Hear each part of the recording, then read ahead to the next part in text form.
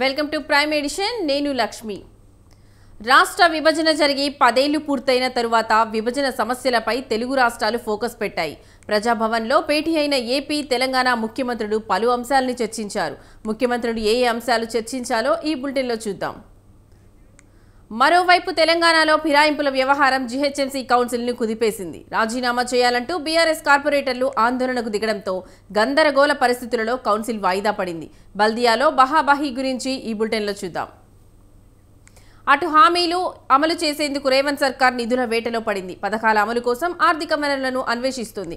August 15 లోపు రుణమాఫీ సాధ్యమవుతుందా లేదా? ఇక ఆషాఢ బోనాలకు సర్వం సిద్ధమైంది. నగరంతో పాటు రాష్ట్ర వ్యాప్తంగా అమ్మవారి ఆలయాలు ముస్తాబవుతున్నాయి. ఈ విశేషాలు కూడా తెలుసుకుందాం. బులెటిన్లోకి వెళ్లే ముందు హెడ్లైన్స్ చూద్దాం.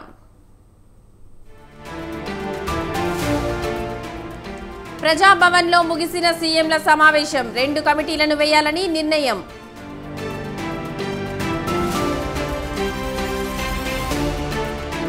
చంద్రబాబుకు నా గొడవ పుస్తకాన్ని బహుకరించిన రేవంత్ రెడ్డికి వెంకటేశ్వర స్వామి పటాన్ని ఇచ్చిన ఏపీ సీఎం.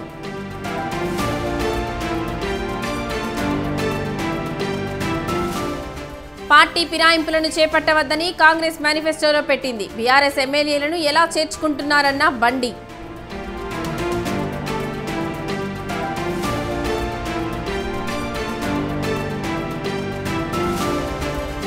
తెలంగాణ సర్కార్ కీలక నిర్ణయం. ఏడాదికి 2 సార్లు టెట్కు ఉత్తర్వులు.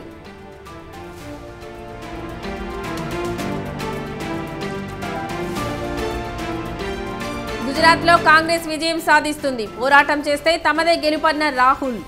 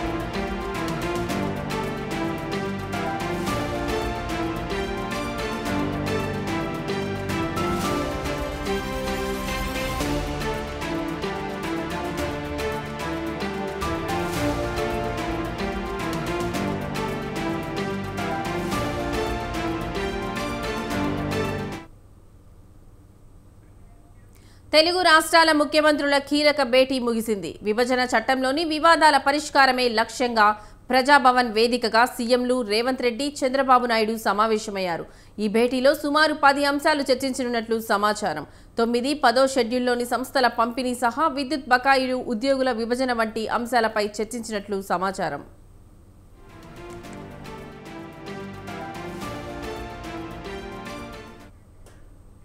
విభజన సమస్యల పరిష్కారం కోసం 2 కమిటీలు వేయాలని నిర్ణయించారు.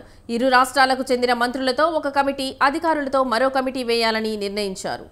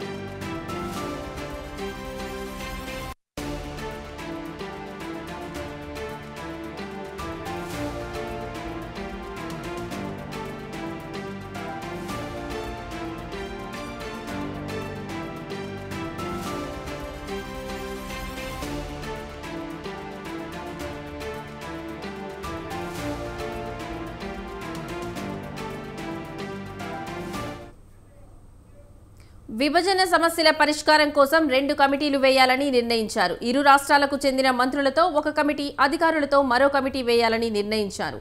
దీనికి సంబంధించిన మరింత సమాచారం మా ప్రతినిధి సవీన్ లైవ్ లో అందిస్తారు. సవీన్, చెప్పండి, ఇద్దరు ముఖ్యమంత్రుల మధ్య ఏ అంశాలపై చర్చ జరిగింది?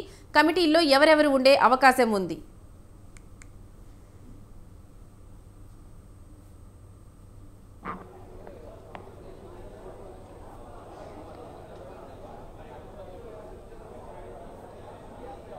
కొద్దిసేపటి క్రితమే తెలుగు రాష్ట్రాల ముఖ్యమంత్రుల భేటీ ముగిసింది. ప్రధానంగా ఈ భేటీలో పలు అంశాలు చర్చించారు. ముఖ్యంగా విభజన సమస్యల పరిష్కారానికి 2 కమిటీలు ఏర్పాటు చేయాలని 2 తెలుగు రాష్ట్రాల ప్రభుత్వాల భేటీలో, ముఖ్యమంత్రుల భేటీలో నిర్ణయం తీసుకున్నారు.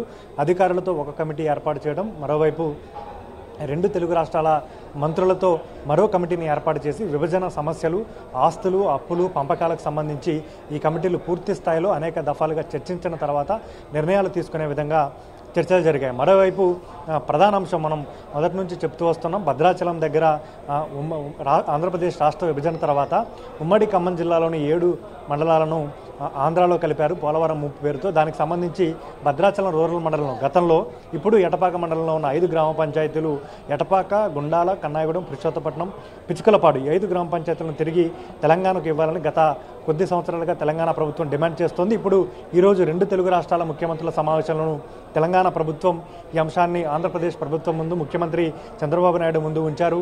చంద్రబాబు నాయుడు కూడా సానుకూలంగా స్పందించారు. 5 గ్రామ పంచాయతీలను తెలంగాణకు ఇస్తూ నిర్ణయం తీసుకుంటూనే ఈ అంశంపై 2 తెలుగు రాష్ట్రాల ప్రభుత్వాలు, అటు తెలంగాణ ప్రభుత్వం, ఇటు ఏపీ ప్రభుత్వం కేంద్ర హోంశాఖకు లేఖ రాయాలని నిర్ణయం తీసుకున్నారు. ఎందుకంటే రాష్ట్రాల బోర్డర్లు, సరిహద్దులు కావచ్చు, గ్రామాలను విలీనం చేసే హక్కు కేంద్ర ప్రభుత్వానికి, కేంద్ర ప్రభుత్వం పరిధిలో ఉంటుంది. 7 మండలాలను కూడా తెలంగాణ నుంచి, ఖమ్మం జిల్లా నుంచి ఆంధ్రాలో కలిపినప్పుడు కేంద్ర ప్రభుత్వమే ఆర్డినెన్స్ ఇచ్చింది. ఆ తర్వాత పార్లమెంట్లో బిల్లు పాస్ చేసుకున్నారు. ఇప్పుడు కేంద్ర ప్రభుత్వమే ఈ ప్రక్రియ పూర్తి చేయాల్సి ఉంటుంది. కాబట్టి మొదటగా 2 తెలుగు రాష్ట్ర ప్రభుత్వాల పరంగా 5 గ్రామ పంచాయతీలను తెలంగాణకు ఇచ్చేందుకు ఏపీ ప్రభుత్వం సుముఖత వ్యక్తం చేసిందని అటు ఏపీ ప్రభుత్వం, ఇటు తెలంగాణ ప్రభుత్వం లేఖ పంపించి కేంద్ర ప్రభుత్వం ద్వారా 5 గ్రామ పంచాయతీలను తిరిగి తెలంగాణలోకి తీసుకువచ్చేందుకు తెలంగాణ ప్రభుత్వం మొదట కృషి చేసిందని చెప్పుకోవచ్చు. ఇప్పటికైతే 2 తెలుగు రాష్ట్రాల ముఖ్యమంత్రుల భేటీ ముగిసింది. అయితే ముఖ్యమంత్రులైనా, మంత్రులైనా, లేకపోతే ఇరు రాష్ట్రాలకు సంబంధించిన చీఫ్ సెక్రటరీలు ఎవరో ఒకరు ప్రెస్ మీట్ పెట్టి ఈ భేటీలో ఏం జరిగింది, ఏ అంశాలపై చర్చించారు అనేదాన్ని అధికారికంగా వెల్లడిస్తారనేది కూడా తెలుస్తోంది. ఒకవేళ ప్రెస్ మీట్ పెట్టకపోతే ప్రెస్ నోట్ ద్వారాగా ఈ 2 తెలుగు రాష్ట్రాల ముఖ్యమంత్రుల భేటీలో ఏం జరిగింది అనే అంశాలపై వెల్లడించే అవకాశం మాత్రం మనకు కనపడుతోంది. ప్రధానంగా కరెక్ట్గా 6 గంటలకు 2 తెలుగు రాష్ట్రాల ముఖ్యమంత్రుల భేటీ ప్రారంభమైంది. ఈ భేటీలో మొదట ఆంధ్రప్రదేశ్ ముఖ్యమంత్రి నారా చంద్రబాబు నాయుడుని, తెలంగాణ ముఖ్యమంత్రి రేవంత్ రెడ్డితో పాటు డిప్యూటీ సీఎం బట్టి విక్రమార్క ప్రజాభవన్ వద్ద స్వాగతం పలికి లోపలికి తీసుకువెళ్లారు. ప్రధానంగా తెలంగాణ ముఖ్యమంత్రి రేవంత్ రెడ్డి కాళోజీ రచించిన నా గొడవ అనే పుస్తకాన్ని చంద్రబాబు నాయుడుకు బహుకరించారు.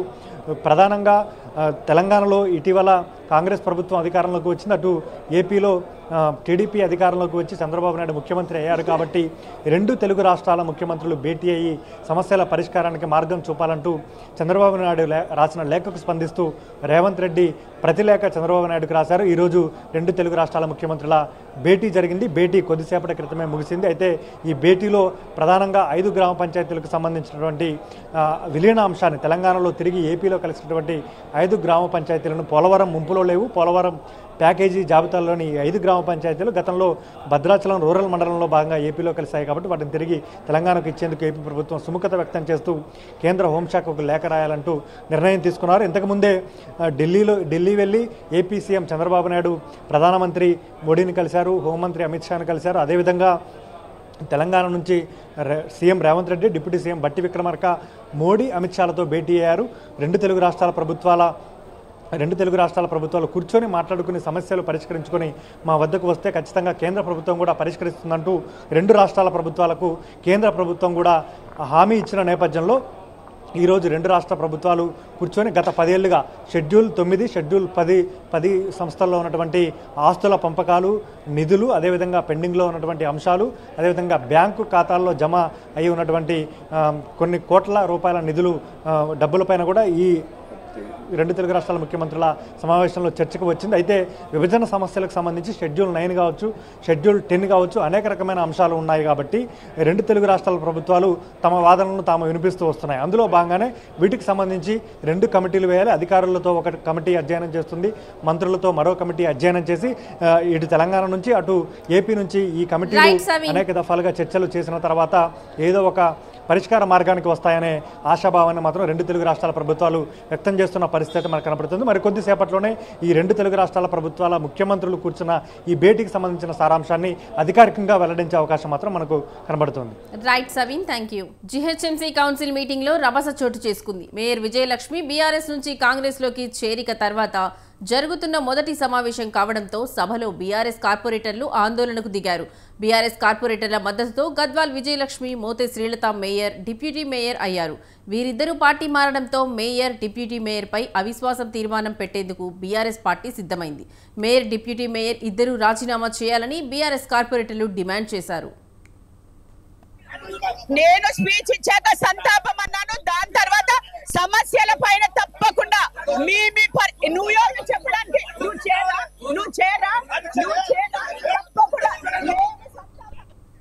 ఒక దశలో బీజేపీ, కాంగ్రెస్, బీజేపీ, ఎంఐఎం కార్పొరేటర్లు ఒకరిపై ఒకరు దాడి చేసుకున్నారు.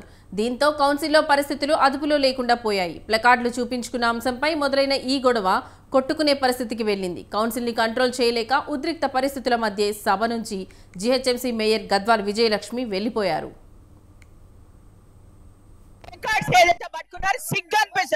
ఎవరు ప్రోత్సహించారో మీకు తెలుసు. మీరు పార్టీలో టిఆర్ఎస్ ప్రభుత్వం ఫస్ట్ ప్రోత్సహించిందా లేకపోతే కాంగ్రెస్ ప్రభుత్వం ప్రోత్సహించిందా? పార్టీ ఫిరాయింపులు సిగ్గుండాల మీకు. ఈ దాడి ఘటనపై కౌన్సిల్ హాల్లోనే బీజేపీ కార్పొరేటర్లు ఆందోళనకు దిగారు. తమ కార్పొరేటర్లపై దాడి చేసిన ఎంఐఎం కార్పొరేటర్లు తక్షణమే క్షమాపణ చెప్పాలని డిమాండ్ చేస్తున్నారు. పొడియం ముందు కూర్చొని బీజేపీ కార్పొరేటర్లు నిరసనకు దిగారు. పరిస్థితిని అదుపులోకి తెచ్చేందుకు కౌన్సిల్ హాల్ లోపల భారీగా మార్షల్స్ మోహరించారు. ప్లే కార్డ్స్ ఏదైతే పట్టుకున్నారు సిగ్గు అనిపిస్తుంది. ఎవరు ప్రోత్సహించారో మీకు తెలుసు. మీరు పార్టీలో టిఆర్ఎస్ ప్రభుత్వం ఫస్ట్ ప్రోత్సహించిందా లేకపోతే కాంగ్రెస్ ప్రభుత్వం ప్రోత్సహించిందా? పార్టీ ఫిరాయింపులు సిగ్గుండాల మీకు. మాట్లాడడానికి సిగ్గుండాల. నేనైతే రూల్ తెలుసా తెలియదా?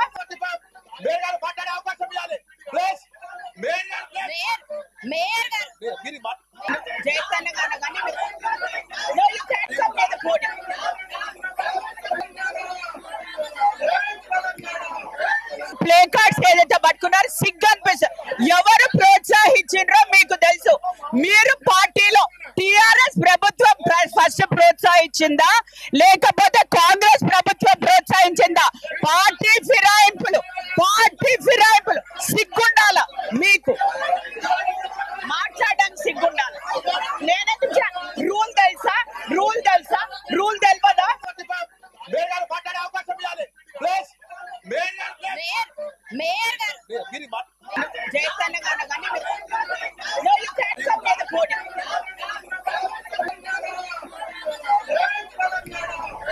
ప్లే కార్డ్స్ ఏదైతే పట్టుకున్నారు సిగ్గు అనిపిస్తుంది. ఎవరు ప్రోత్సహించారో మీకు తెలుసు.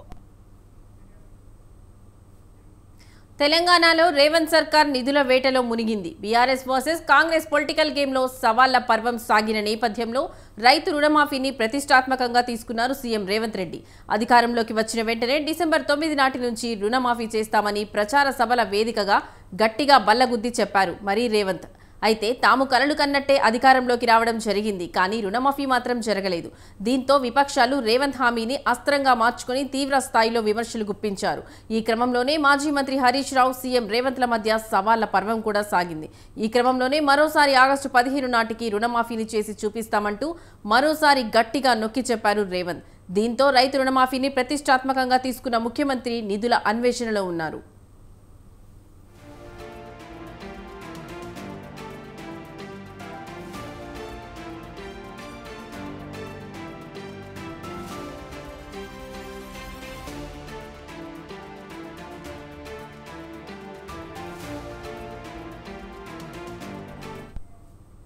ఒక్క రుణమాఫీ కాదు, ఇతర పథకాల అమలుకు నిధుల వేటలో ఉంది కాంగ్రెస్ ప్రభుత్వం. ఈ నేపథ్యంలోనే పరిశ్రమల భూములను తాకట్టు పెట్టేందుకు సిద్ధమైంది. మూలధన వ్యయం, ఇతర అవసరాలకు రుణ మార్కెట్ నుంచి కనీసం 10,000 కోట్లు అప్పుగా తీసుకోవాలని నిర్ణయించింది. అయితే ఇప్పటికిప్పుడు కనీసం 5,000 కోట్లు సేకరించేందుకు అవసరమైన ప్రక్రియను ఆర్థిక పరిశ్రమల శాఖలు సంయుక్తంగా ప్రారంభించాయి.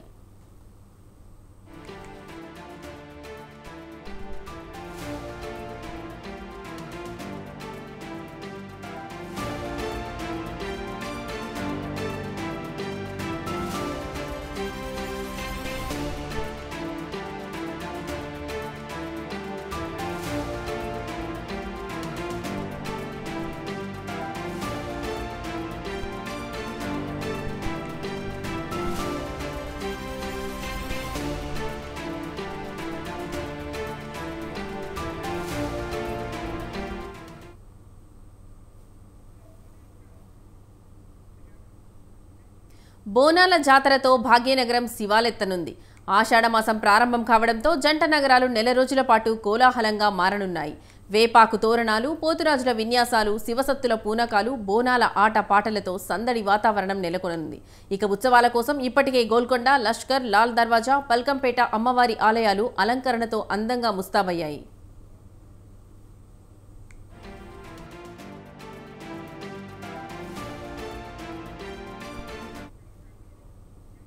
తెలుగు పంచాంగం ప్రకారం జ్యేష్ఠమాసం అమావాస్య తర్వాత వచ్చే ఆషాఢ మాసంలో తొలి గురువారం లేదా తొలి ఆదివారం నాడు గోల్కొండలోని జగదాంబిక దేవాలయంలో అమ్మవారికి బంగారు బోనం సమర్పించడంతో సంబరాలు ప్రారంభమవుతాయి.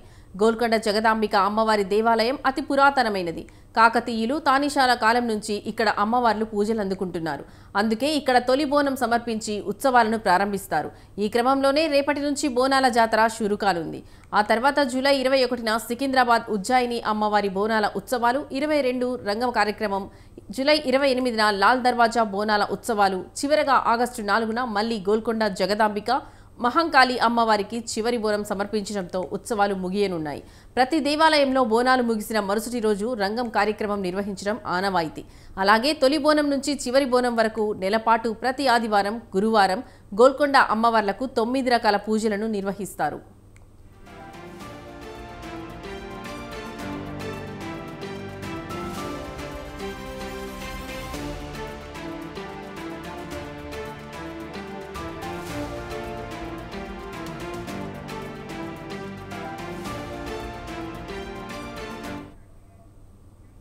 బోనం అంటే భోజనం అని అర్థం. ప్రకృతి ఇచ్చిన దానిని నైవేద్యంగా అమ్మవారికి సమర్పించడమే బోనం.